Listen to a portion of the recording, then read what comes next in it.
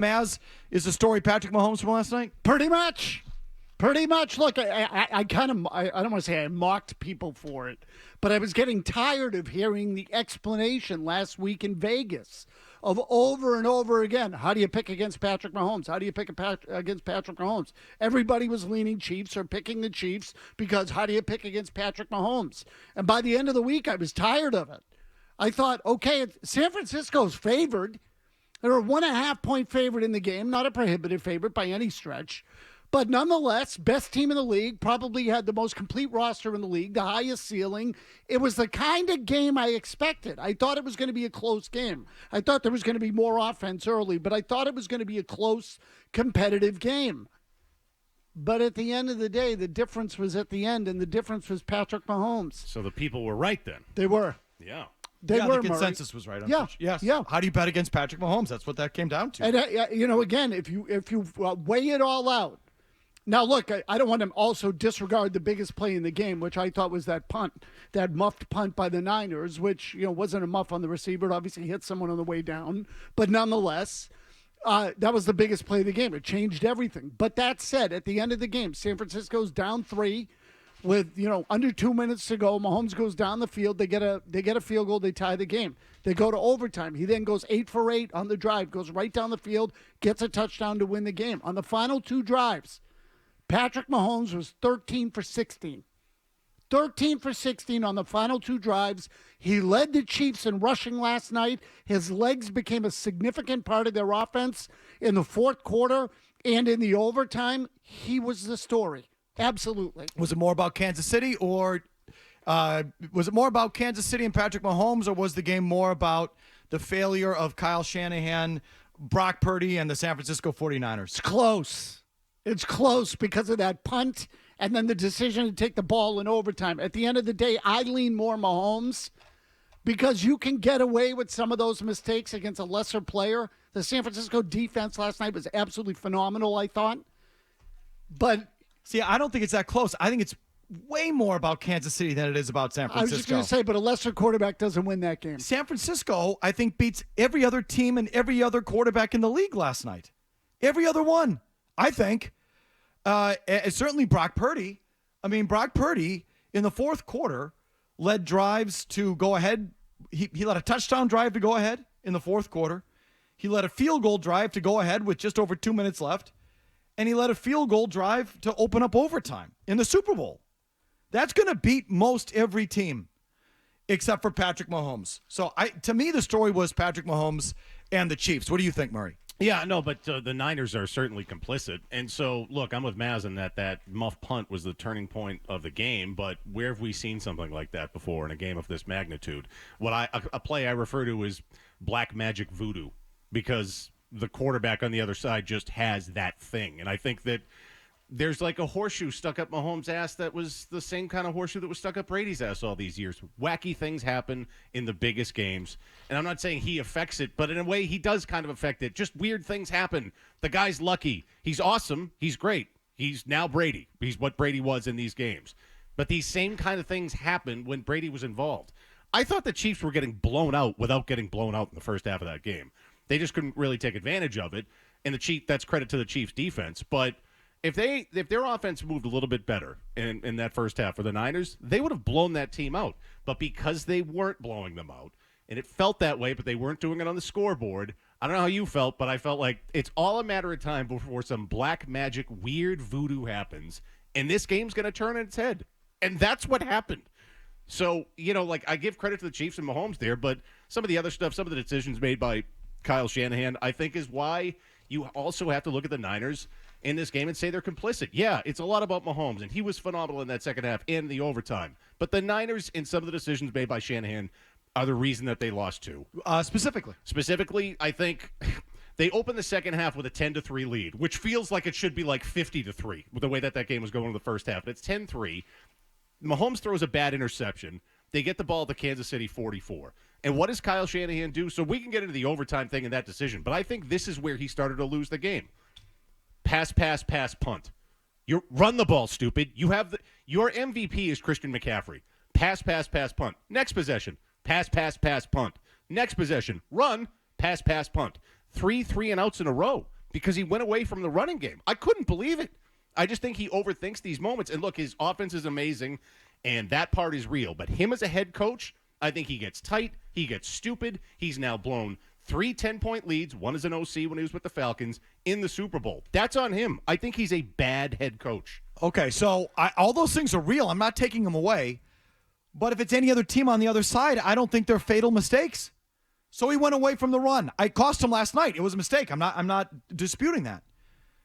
If he does that against Lamar Jackson or Josh Allen or anyone else, I don't think it costs him. This is Brady-like. You're right, Jim, where if you get a bad bounce on a punt, it costs you. You miss an extra point, it costs you. You get a little outside of your game plan or you run when you should pass or vice versa, Brady and Mahomes make you pay. That's true.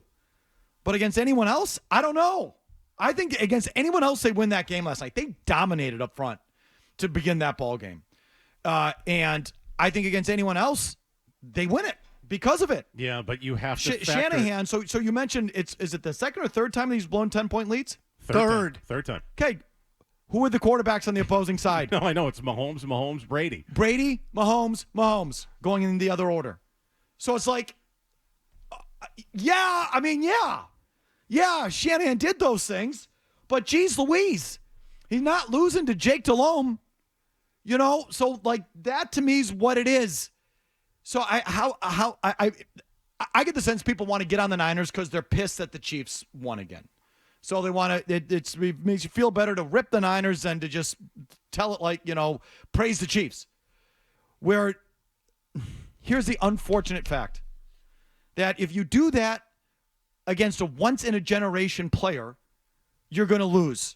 Against anyone else, you're going to win. You got to play a perfect game to beat him. But against that once-in-a-generation player, it's going to cost you. And it just so happens that once-in-a-lifetime player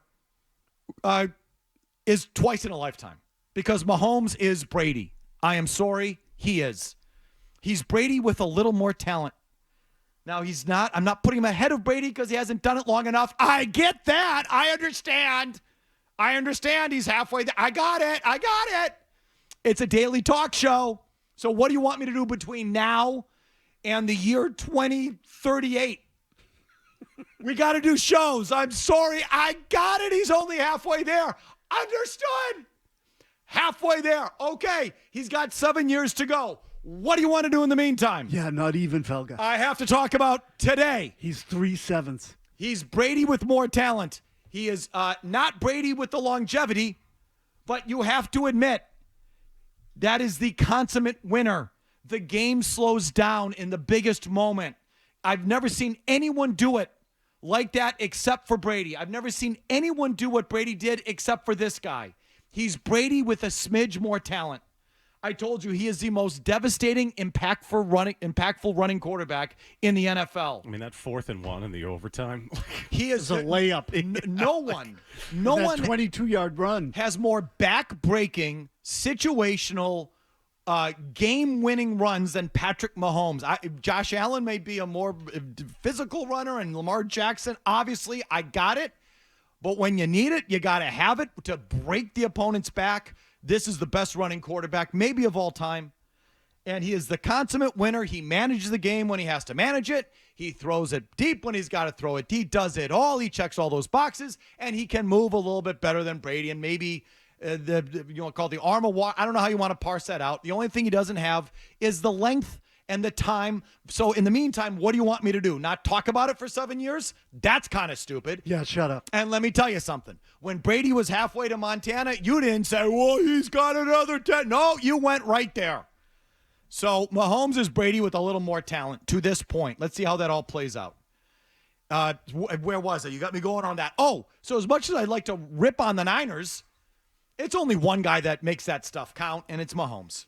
And he had already faced him. So this is the thing. You got to be extra dialed in. So that was coming out of the first half. The other thing where the game was really lost to me was fourth quarter, 3 minutes left, 1st and 10 on the Kansas City 40. McCaffrey runs for 5 yards. They burn 40 more seconds. 2nd and 5 on the 35, almost at the 2-minute warning. What next? 2 pass plays from Brock Purdy that go nowhere. Keep running the ball. He definitely got away from the run. Keep running the ball. You have the best running back and maybe one of the best weapons outside of Patrick Mahomes in the NFL and Christian McCaffrey. And you go away from him. And this isn't even a knock on Purdy, who I actually thought, again, I'm no big fan of him, but I thought he was good last night. He was good last night. They didn't lose because of Purdy. They lost because of the coach. So, yeah, and I would say they lost because they're playing a freak. A once-in-a-lifetime player who somehow is a twice-in-our-lifetime player. That's why that's what I want to defer to, because they would have beaten anyone else, I think. And so, like, this whole, like, and you sort of mentioned it there. It's like, well, this proves you need the quarterback to win. This proves you need Patrick Mahomes. Like, would I rather have Patrick Mahomes than Brock Purdy? I mean, yeah, okay. But he also went and beat the MVP on the road. He also went and beat Josh Allen on the road. He's beaten everybody. Should Buffalo get a new quarterback? Because Patrick Mahomes outdueled Josh Allen. Can't beat Patrick Mahomes in the playoffs either. Now, Josh Allen suck? Does that prove you need? No, it proves you need Patrick Mahomes is what that proves. This kid's the beans. He scored on his last 4 possessions, as you mentioned. Yeah. Purdy scored on his last 3. Mahomes scored on his last 4. I have a hard time sitting there saying Brock Purdy was he was the difference because he's not Patrick Mahomes. Who is? So every other team that doesn't have Patrick Mahomes should just start over? Start losing. Mike, if you weigh out all the numbers. Start losing and drafting. If you weigh out all the numbers in this game, every single one of them, like, yards per play, total plays, yards, passer rating, they're basically dead even. The game was dead even. Statistically, time of possession, all of it was pretty damn close. It was within a little bit every way. They were all basically even. Except one team got a field goal at the end of the game and the other one got a touchdown because they got the best player on the planet. It's a once-in-a-lifetime player that has somehow come twice in our lifetime. That's what happened. Twice in the last 25 years. Twice in the last 5. Right.